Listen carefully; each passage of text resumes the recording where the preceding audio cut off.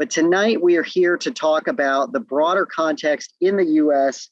after the withdrawal from Afghanistan. There was a lot of law and policy that was set up around the conflict in Afghanistan and around the broader war on terror, which now seems to be ending and or shifting into a new phase. To speak with us on this, we have Julia Gledhill, who's a program associate for militarism and human rights at the Friends Committee on National Legislation, where she advocates for U.S. foreign policy centered on diplomacy and human security through work with coalition partners, members of Congress, and her organization's grassroots network.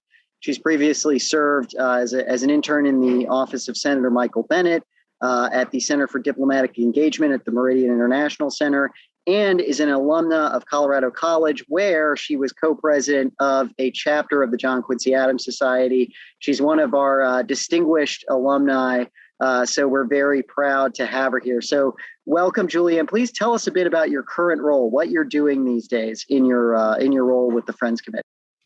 Sure. Thank you so much, John. And thanks to the Society for hosting me. I'm really excited to be with y'all tonight. As John said, my name is Julia, and I'm a program associate at the Friends Committee on National Legislation, FCNL, where I work in the militarism and human rights program, primarily on war powers reform and AUMF issues. I know we're going to cover a couple different topics today, so I'll be talking a little bit about defense spending and the arduous NDAA process that Congress has been going through the last couple of weeks, which are all things that are covered on the foreign policy team at FCNL. But as I said, my explicit purpose at FCNL is actually to lobby Congress to repeal the laws that enabled the Iraq War and also the war against Saddam Hussein's regime in Afghanistan. So I'm excited to get into it. Yeah. So what does that look like day to day? Like what's a typical day in the life look like for you? That's a great question. We are lobbyists, so my primary goal is always to schedule lobby meetings. We're reaching out to congressional offices on a weekly basis and really targeting that strategic advocacy at the moment toward, members of Congress who have not yet explicitly signified their opposition or support for legislation on the Hill to repeal the 2002 Iraq AUMF. I should have started with this, but the AUMF stands for Authorization for Use of Military Force. And so day to day, I'm really looking at what members of Congress are saying publicly about repeal of this law, and then reaching out and trying to have conversations with congressional staff and sort of hear their concerns and questions about the potential impacts of repeal or lack thereof. And also to just sort of have conversations on the Hill around this broader war-based approach to counterterrorism that the United States has really stuck with for 2 decades now. And beyond that, I cover issues related to U.S. drones policy, the U.S. torture program, closing Guantanamo Bay, and a couple of other things related to, civilian casualties resulting from U.S. military operations and the ways in which the advocacy community can bring these issues to light for members of Congress and for congressional staff who have a lot on their plate and often really appreciate these, quick check-ins with advocates like myself and my colleagues at, other human rights and advocacy focused organizations who can say, hey, this happened. Do you all have any thoughts about this? Is your member, mulling the specific bill over, and how can we help you out with that? So a lot of it is just sharing resources, but also distilling, academic research down into quick policy briefs that we can then disseminate on the Hill and say, hey, this is the quick, explanation of what, civilian casualties reports are currently required by law and the ones that are not actually being reported by the administration to Congress. So maybe you want to go ask the president to, provide you with this specific report, because often we have congressional committees like the Oversight Committee or the Intel Committee who do have briefings on, the civilian impacts of different types of U.S. military operations. But for members who aren't necessarily on those key congressional committees, it's very easy to sort of let that kind of work fall to the wayside. So it's a lot of reading the news, distilling academic research, and providing those resources to congressional offices so that they can then have those internal policy discussions. Yeah, yeah. And so are there like any key wins that you guys have had recently on this issue set that you work on? Yes. So it has actually been a really eventful year in the AUMF space. So I mentioned before that we have really been focusing our efforts on, advocating for the repeal of the 2002 Iraq AUMF, which again is the law that enabled war against Iraq. And the reason we're doing this type of advocacy is because it has been abused by successive administrations to justify military actions that have nothing to do with Iraq. And so we really see this as the first step toward ending endless wars because it actually prevents further abuse by the executive branch. And ultimately, it's an exercise through which Congress can flex its war powers muscles a little bit, get back into the business of asserting its congressional authority over matters of war and peace. And so to get to the wins, in the past year, actually just in June, we had the full House repeal the 2002 AUMF. They passed legislation to do just this. And then we've also seen a Senate committee, the Senate Foreign Relations Committee, passed similar legislation, advancing it to the Senate floor for a full Senate vote. These are really monumental wins for peace advocates who have been calling for the repeal of this specific war authorization for many, many years. And we are very hopeful that this legislation to repeal the 2002 Iraq AUMF will be brought to a floor vote on the Senate floor by the end of 2021. We've seen Senate Majority Leader Chuck Schumer pledge multiple times to bring this legislation to the floor. And we know the Senate has a lot on its plate recently, but we're still working on shoring up those final supporters and making sure that it gets some floor time. Yeah, it seems like there's a broader conversation around presidential war powers and presidential emergency powers happening. I've seen talk of, I think it's called like NESPA or something, NESRA, a couple of measures floating around in the House and the Senate. Are you guys working on that? Yes, so you had it right. There is what legal scholars have called the most ambitious war powers reform legislation ever on the Hill right now. FCNL has been a critical part of drafting this legislation. So as you say, there are two different versions of this bill. They're both huge national security powers reform bills. The first is the National Security Powers Act, NSPA, and that was introduced by Senators Murphy, Lee, and Sanders just a couple of months ago, and it really tackles three main issues. The first is war powers reform. I can get into the details later, but I don't want to ramble too much. So I'll just give you the broad overview first. It tackles war powers reform. It tackles arms transfer reform. And it also addresses this issue of the president's emergency powers. And again, this bill is one piece of a broader effort that's been going on for many years to reassert Congress's constitutionally endowed powers over war. Throughout the war on terror, we've seen the executive branch really expansively interpret its power to use military force. And this bill would explicitly address that. The House version is a little bit different. It's called the National Security Reforms and Accountability Act. It does much of the same, but with a few different nuances. It's a little bit less specific.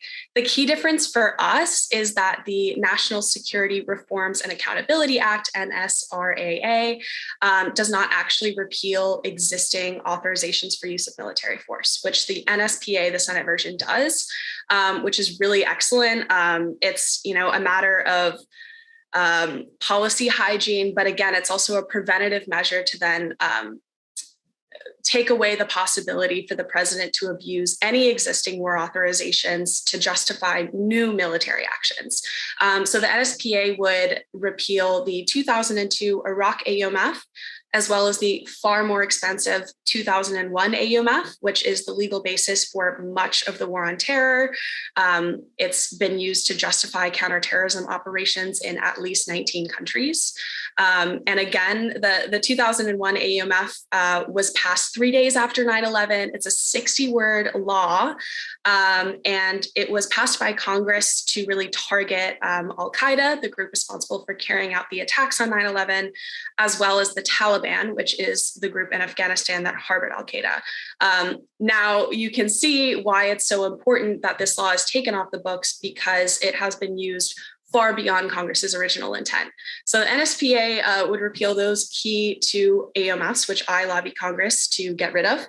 But it would also repeal a few different AUMFs, the 1957 Middle East AUMF, as well as the 1991 Gulf War AUMF, which is a little bit wild that these really old, decades old war authorizations are still on the books. But it's actually been 50 years since Congress got rid of one of these war authorizations. And the last time they did it, it was the Gulf of Tonkin, which is the war authorization used to get us into the Vietnam War. So that was a lot, but the NSPA and the NSRA are two really key efforts to, rebalance war powers between the executive and legislative branches. Yeah, and I feel like I've heard that in addition to the 91 and 57 AUMFs, that there might be something from like the quasi-war with France in like 1798 that's still kicking around or something. Yeah. Is this true? So as I was speaking, I was thinking I had those four in my head, and I feel like there's another one. I'll have to double check and see. But yes, I mean, as you can see, Congress is not very good at revisiting these war authorizations, which is really, really important because the Constitution, grants Congress the power to declare war. But short of that, we have these more limited authorizations for the use of military force, which have become a lot more common in recent history. And so if we're going to use these war authorizations, we need to actually revisit them. And before we even pass them, we need to make sure that they have certain safeguards so that they can't stay on the books for 40 years. The 2002 AUMF, like I said, has been abused to justify military actions that had nothing to do with Hussein. In 2014, the Obama administration cited the 2002 AUMF as the partial legal basis for military actions against ISIS. And then most recently, we saw the Trump administration cite the 2002 AUMF as the partial legal basis for the strike against Qasem Soleimani, who was the second most powerful man in Iran. And obviously, we know what happened with that. Congress passed in the House and the Senate, these bills to prevent war with Iran. And we just need to remove the possibility for the president to ever use these types of war authorizations for new unjustified actions. Yeah, and folks, if you want to get in on this conversation, feel free to use the Q&A feature at the bottom of the page, or to upvote questions by other people. I'll make sure to get them in. But tell us a bit more about this war powers issue, because I know during that the aftermath of the Soleimani strike, I remember the administration citing other powers as well, in particular Article 2 power under the Constitution. And Mike Pompeo has repeatedly cited this in other cases as well, as something that gives presidents a whole lot of power to engage in to use military force abroad without consulting Congress. What's the deal right there? Yeah, so this is where it gets a little bit murky. The president does have these constitutional powers to defend the United States against imminent threat. Of course, the lawyers will hotly debate what imminent means, probably for a very long time.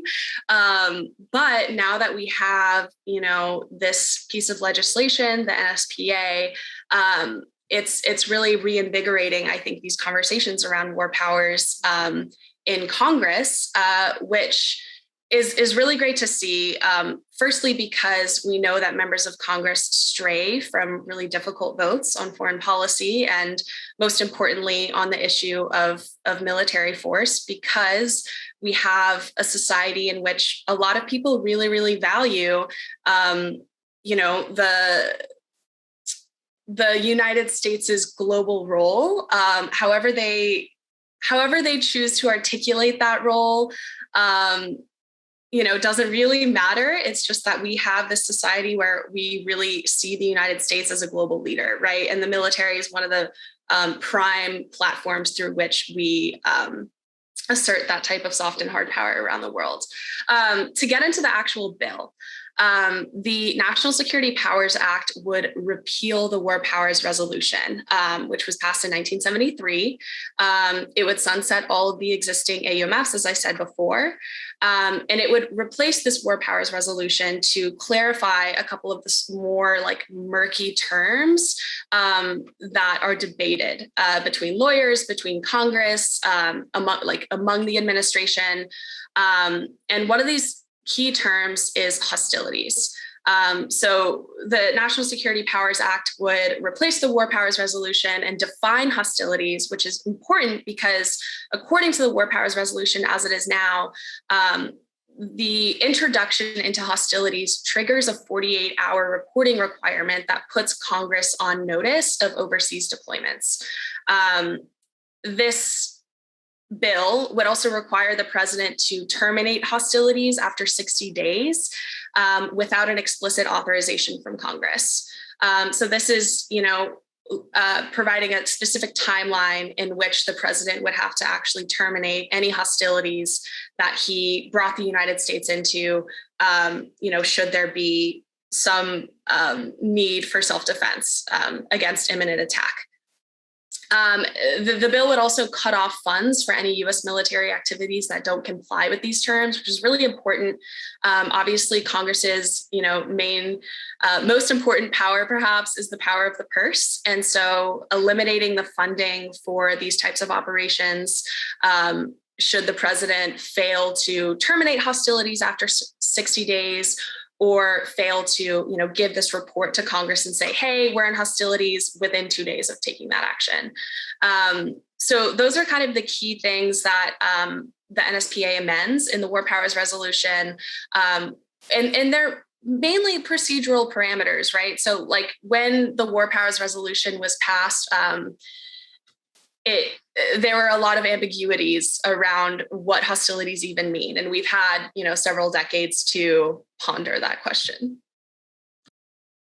Yeah, and it seems like, executive branch lawyers are exceptionally clever at coming up with ways to define define the word hostilities into something that would almost never happen. And even lawyers who seem to be inclined in their, work outside of the executive branch against these really broad interpretations of presidential power. I mean, there was a case with this with Obama in Libya. Obama himself, being a constitutional lawyer, who had risen to power in great part because of a war he opposed. And his legal department, which had at least some people of similar inclinations, ended up saying that the Libya war was not hostilities.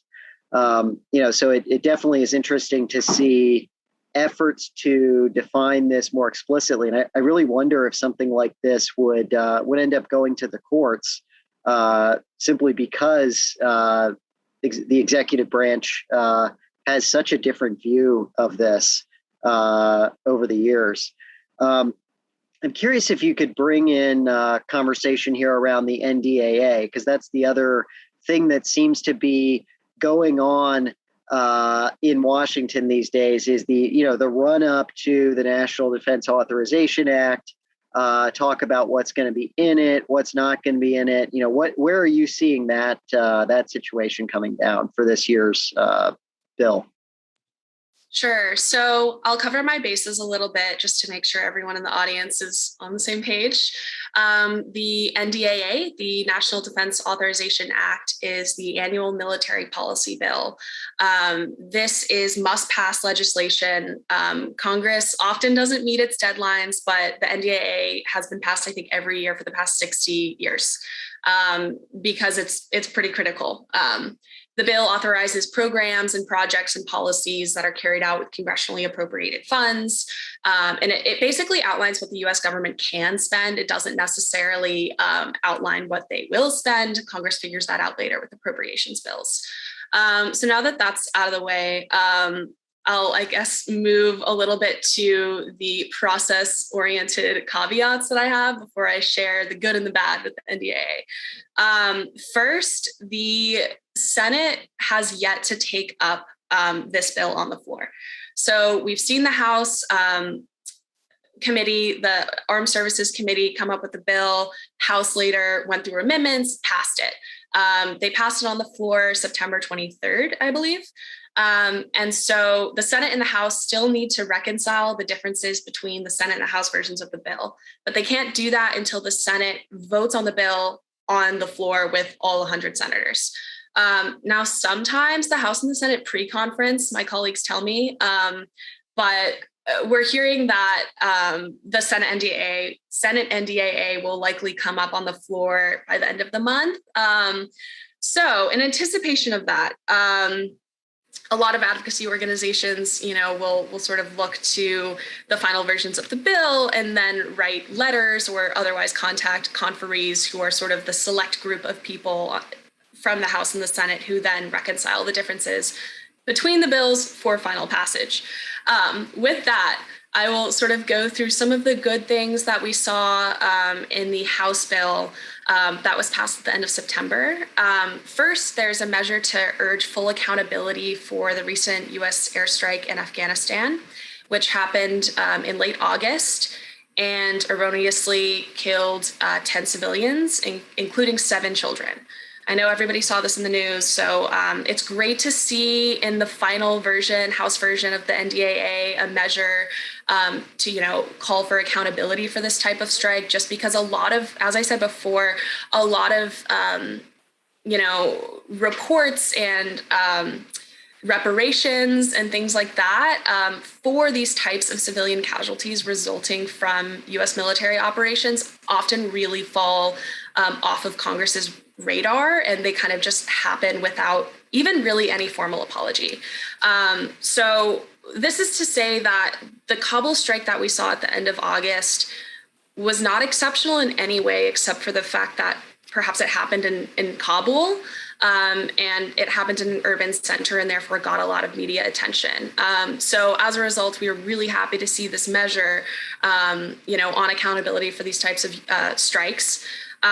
We also saw a number of folks in the House and the Senate actually write letters to the administration, calling for broader transparency around these types of strikes. But to move on to other good things in the House version of the NDAA, we also saw a provision to support reparations payments to families of innocent civilians killed by U.S. forces. These types of payments are called ex gratia payments, again, critically important. We also saw a provision to mandate a report to Congress on the humanitarian impact of sanctions, which I think was in the description for this event. We know that broad-based economic sanctions impact civilian populations more than they do their intended targets. And this is really important because we need Congress to understand that, especially as we're discussing the types of humanitarian assistance the Afghan population needs right now. We also saw a number of provisions around arms sales. So first, we saw a really great provision to end all U.S. participation in the U.S., in the Saudi-led coalition's war in Yemen.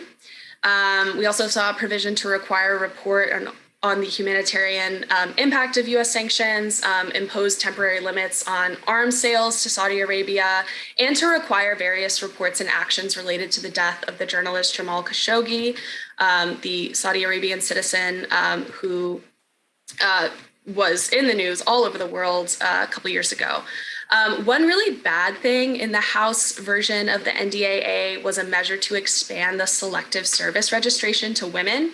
I found it pretty funny that Congress thinks that requiring conscription of men and women is somehow a gender equity win. I don't think anybody should be required to do this. You may disagree with me, but that was something that we saw passed in the House version of the NDAA.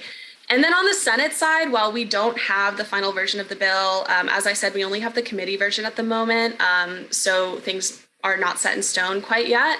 But there are a couple of troubling provisions in the committee version of the bill related to Guantanamo Bay.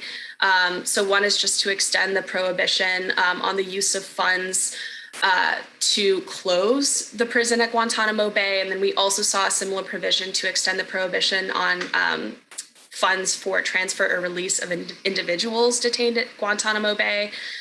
There are currently 10 people at Guantanamo Bay who have been cleared, but who remain detained there, among 39 men who are still detained at Guantanamo Bay.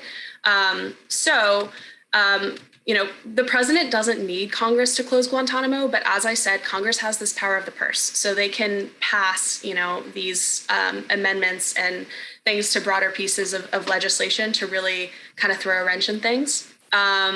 So hopefully that was helpful. Those are kind of the things that we had our eye on for the NDAA, and we'll be, reaching out to conferees, making our recommendations, hopefully in the next couple of weeks.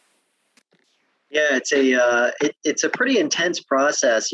I sometimes will interact with folks who do advocacy on this stuff, and it seems like sometimes these committee markup sessions are like going like overnight, and with like these rapid fire votes, it seems like something you really have to follow closely in order to understand what's going on.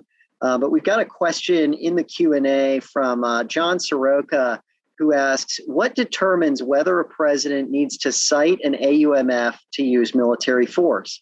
Would this mean the executive branch would need to cite an AUMF to initiate any sort of military action? That's a really great question. So the Constitution says that the president has, the power of self-defense to protect against imminent threats. As I said, you'll get different answers from different people on this, but I'll raise Iran as a good example, because we were talking a few minutes ago about the Soleimani strike in early 2020. A lot of people called it an act of war, said that we were on the brink of war with Iran, and in that situation, if the president thought that we needed to go to war with Iran, the president would then be required to come to Congress and ask for an AUMF. Congress would then consider it and, pass an AUMF should they decide that this is a necessary action. In terms of the self-defense, the president, as I said, has this power. But the Office of Legal Counsel, over the course of the War on Terror, has, again, taken a really expansive interpretation of what that even means. And so you might find lawyers out there who are arguing that we should have gone to war with Iran. But we saw Congress actually vote for these bills to prevent war with Iran, which I think is a testament to how far Congress has come in these war powers discussions. Self-defense, to me, my personal take, though I'm not a lawyer, is, like an imminent attack to the homeland. Maybe that means nuclear warfare. Maybe it means something else. But in most cases, the president has to come to Congress to ask for an AUMF. And the president may or may not get that. I hope that answers your question. Basically, self-defense is murky waters. Yeah. And, it seems like, kind of like if someone's swinging their fist at you, you can hit them, even if their fist hasn't hit your face first. But some folks seem to interpret self-defense as like someone you don't like. You see them at the gym and you're like, they might be getting strong so they can come hit me. And so I got to go defend myself right here and now. And, I think the conventional interpretation of the Constitution is you would need Congress to go do something like that. Right. I mean, the president doesn't have unilateral power to bring us into war. That's just not the case. So another thing that's been going on that I know you have worked on is the defense budget overall, which is part of what the NDAA is ultimately leading up to. Just the overall size and scale of it, because one impression that someone might have from seeing us just get out of this war that was costing tens of billions a year to sustain is that the defense budget would presumably go down by a similar amount. Would that expectation be correct? I certainly think so. FCNL has called for this so-called peace dividend. A lot of advocates like to call it that. But as the war on terror comes out of fashion, you might say, great power competition is taking its place. So we've seen Congress add $25 billion to the president's initial request of $715 billion. The House and the Senate were united in this. Even after Pentagon officials came out and said that the president's initial request is actually enough money to, protect against our so-called adversaries, kind of alluding to this question of the rise of China and the great power competition associated with that. And this increase came despite the Department of Defense having never passed an audit. That's not to say that other government agencies haven't also failed an audit, but most, if not all, have passed an audit at least once. So that was really disappointing. But I have to be very optimistic in advocacy work. And I think anyone who works in the policy world has to be, because otherwise it would be very difficult to continue doing this work. And so with that, I wanted to just say that, in the NDAA process, we saw several amendments to cut the budget fail.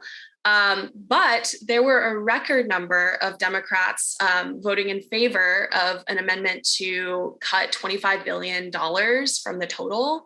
I think it was 142 Democrats voting in favor, which is a huge deal. And so we're moving in the right direction. I'll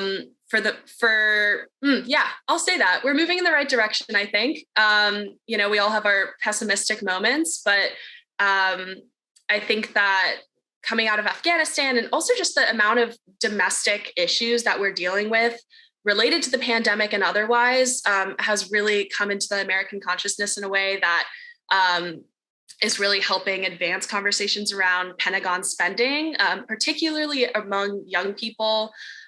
We know overall that young people are particularly averse to military engagement, but also to this idea of, America's exceptional role in the world and America's leadership. And that most Americans would much rather see us strengthen our democracy at home than spread it abroad. And I'm actually citing a polling that came out from the Eurasia Group recently, which I'd be happy to follow up on if you're interested, finding that helpful as I, think about the future and sort of hold on to these glimmers of hope. Yeah, and I think one of my colleagues can probably drop that in the chat really quickly. Their Vox Populi survey that came out recently. I believe they've spoken here in these digital grounds before as well. But let's pivot over. You mentioned the drone war. There's not been as much talk, it seems to me, about where the drone war goes after Afghanistan, because obviously Afghanistan was a big part of that, both as a venue in which the drone war was conducted and as a base from which drones were operating. Where is that going to go? Do you see it dropping? Because I could also see with some of this talk of over the horizon counterterrorism of it actually intensifying to some degree. Yeah. This is something that I'm thinking about a lot recently, particularly because of all of the attention that the Kabul strike got in media at the end of August there. But yeah, so, the CIA started using drones to target and kill individuals the US government suspected of engaging with terrorism in 2004. We know that these lethal strikes are essential to the US's now war-based approach to counterterrorism, with widespread reporting that, CIA drones have struck targets in Libya and Yemen, Afghanistan, Pakistan, and possibly other countries, though we've had little official confirmation from the government due to their covert nature. And these lethal strikes are continuing today. And they are the forum through which the war on terror will continue and is continuing. So I think something that my community, the advocacy community, is really focused on right now is not letting the Biden administration get this political win for ending endless war, while then leaning on these horrific, disastrous lethal strikes that, number one, from a strategy perspective, are not effective. They're just not. They've instigated global anti-American resentment.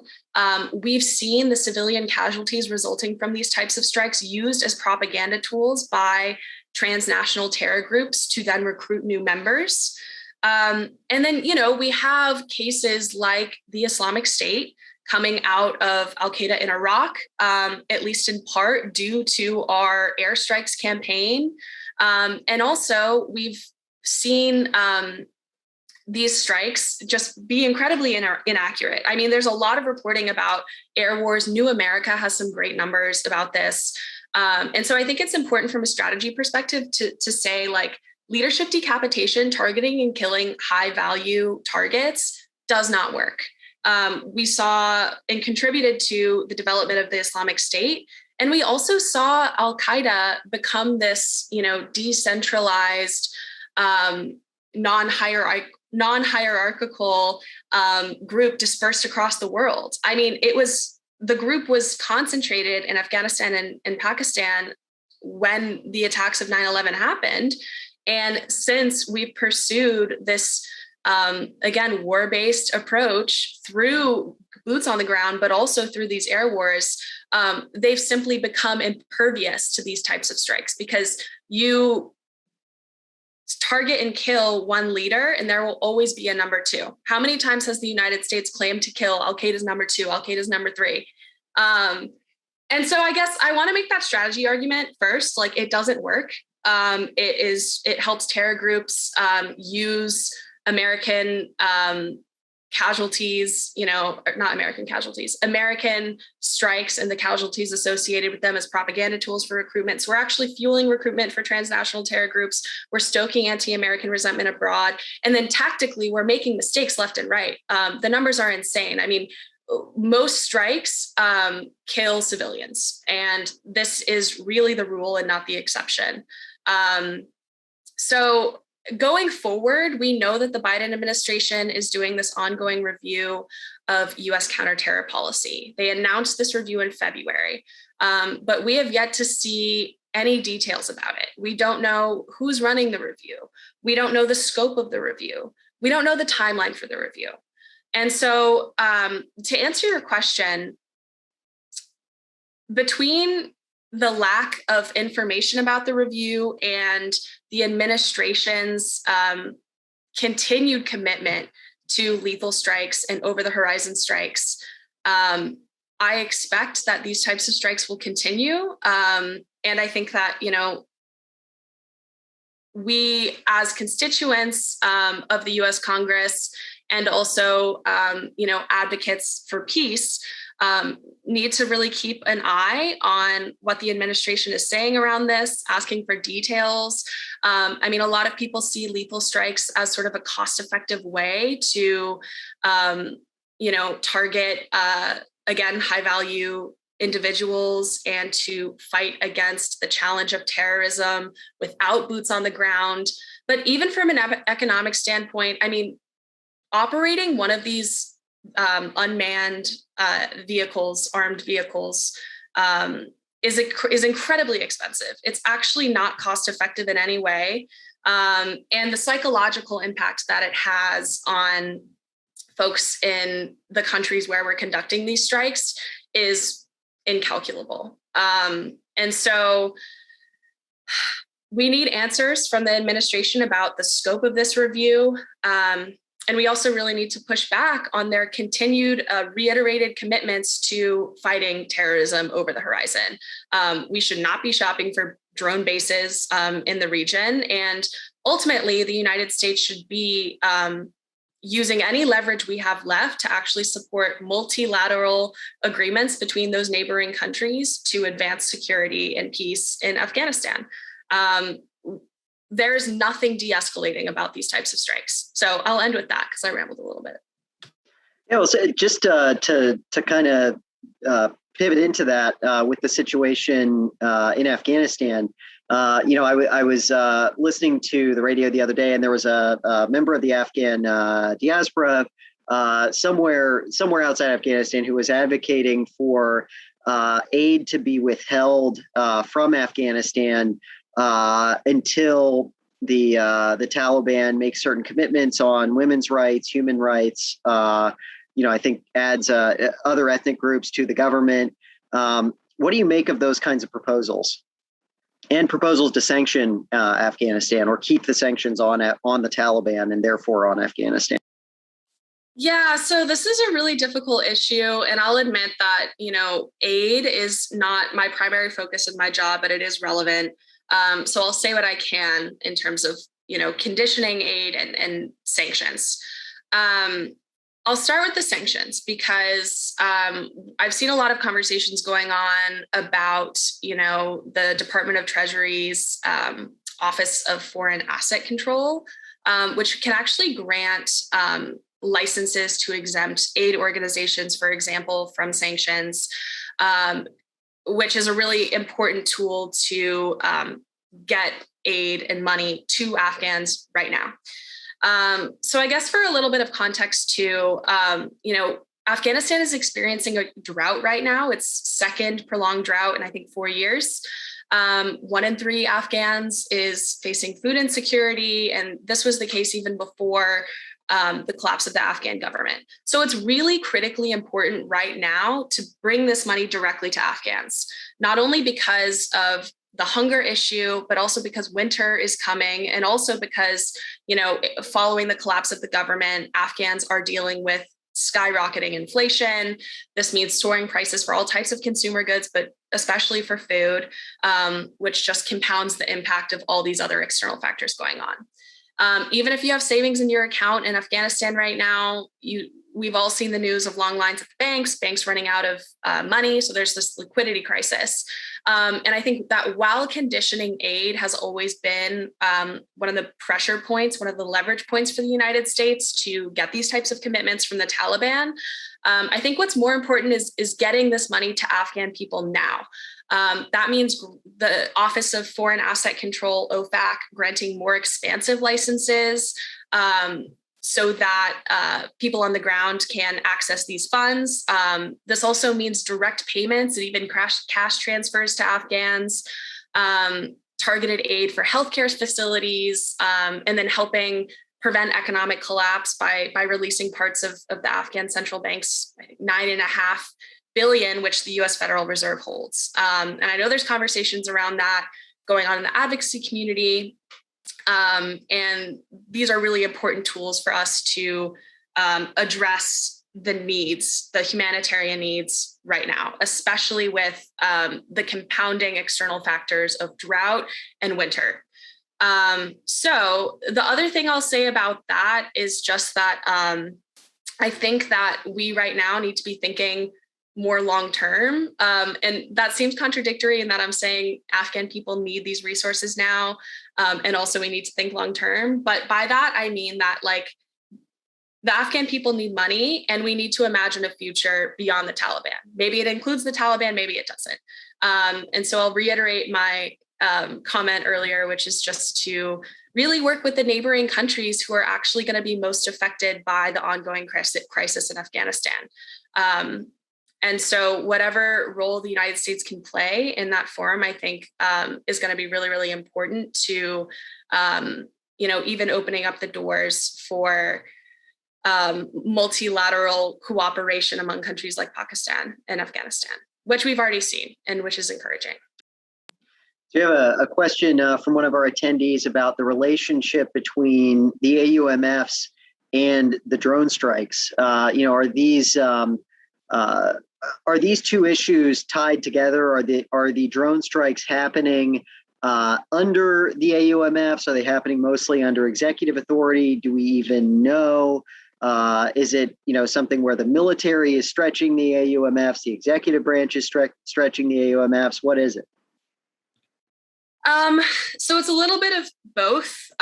It is both stretching of AUMFs and other legal authorities that are unknown or undercited by the administration and by the government. So I talked a little bit earlier about the 2001 AUMF, again, passed 3 days after the attacks of 9/11, intended to target al-Qaeda in Afghanistan, has since been used to justify counterterrorism activities in 19 different countries.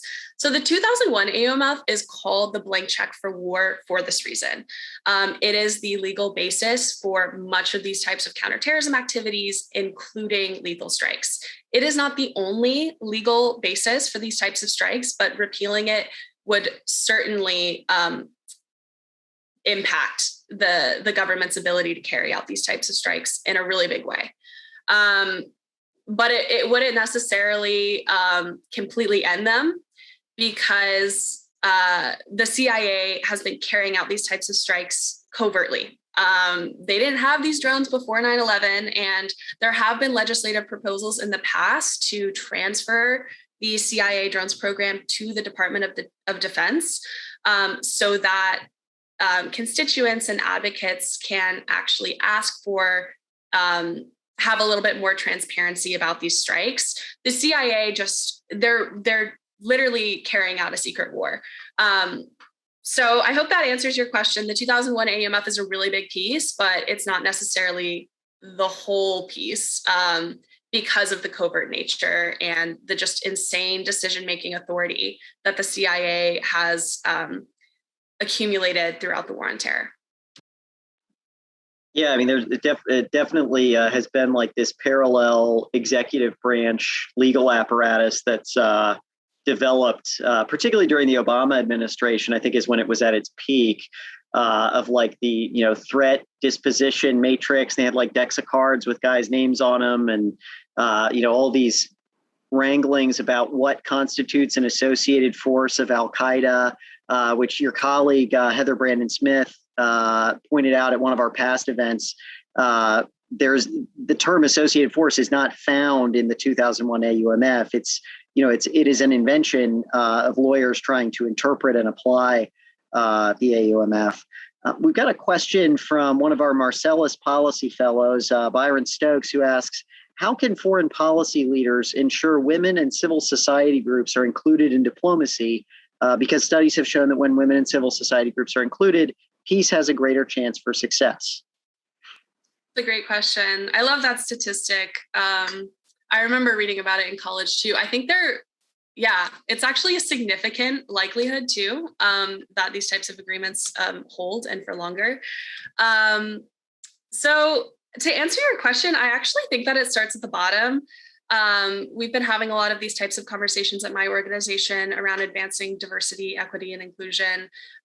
It's really important in DC, especially because of the amount of power that, young staffers on the Hill have, and advocates even have in influencing those offices.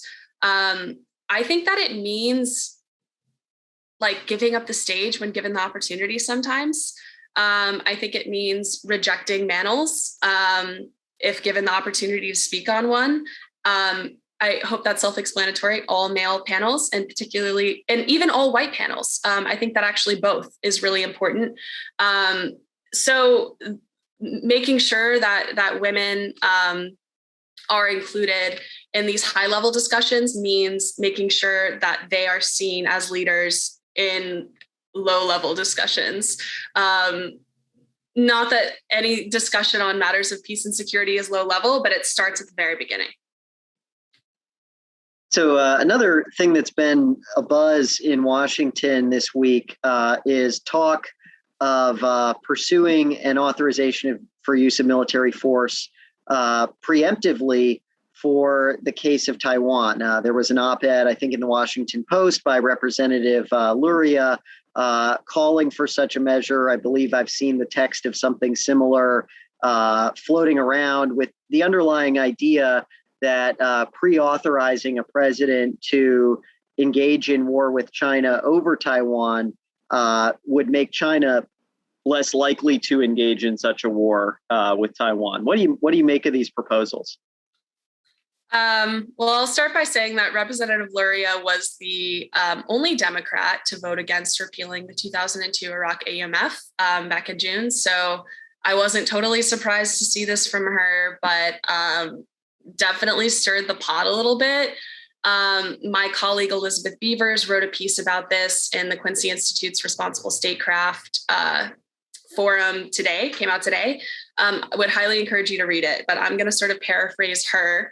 The title of her piece is actually "The Dem Lawmaker Wants to Expand Trend of Ceding War Powers to the President." So we've been talking about this for nearly an hour now. We know that the president has really abused existing war authorizations to do completely unjustified and unauthorized actions.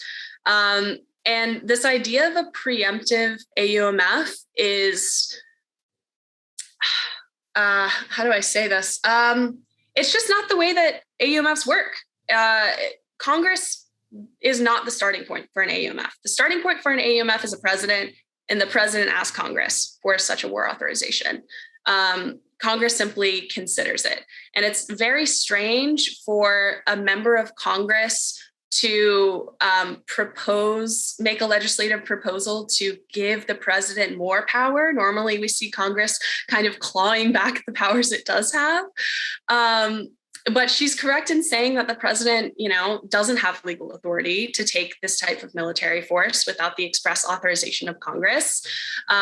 We can't just go defend Taiwan that way. And President Biden said this during his days in the Senate. But the reason that she does not actually address in her piece is that the U.S. Constitution says so. So while she's right that the president doesn't have the legal authority, to go defend Taiwan militarily, she's completely ignoring that this is actually one of the most critical foundational, concepts in the Constitution. And it's how we allocate war powers in this country. So it's pretty nonsensical. Yeah, the idea of the deterrent AUMF brought back memories of the 2002 Iraq AUMF when it was originally debated. I think there was some discussion that people should support it in order to prevent war with Iraq on the grounds that it would give the president force in strength in negotiating with Saddam around the weapons of mass destruction issue, the inspectors, et cetera.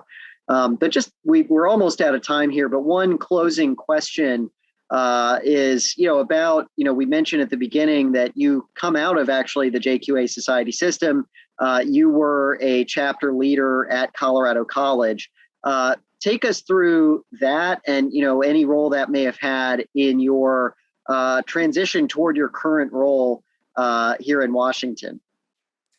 Sure. I've said this before and I'll say it again. The John Quincy Adams Society was very formative for me in college and definitely put me on the path to the policy work that I'm doing today. John, he recommended me to apply to the job that I have now, which was the push that I needed, I think, at the time, particularly graduating class of 2020. I know a lot of our audience are probably thinking about the job search after college, and I'm sure that it's a little bit daunting in the COVID age. But I mean, I came to the leadership conference for 2 summers in college, got to meet a lot of like-minded peers from across the country who were running their JQA chapters. It was very early days back then, and I think the cohort has grown a lot.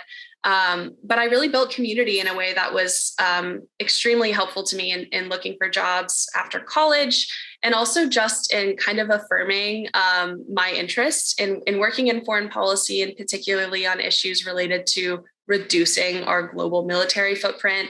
I went to a small college where not a lot of people were really interested in foreign policy issues. So that was how I was able to sort of ground myself in the policy work that I wanted to do.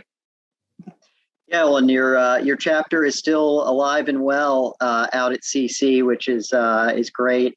Hopefully, I'll get to go out there sometime and give a talk to them, because I think I did in maybe 2017, but definitely one of our stronger chapters out there in our community. But that is all the time we have.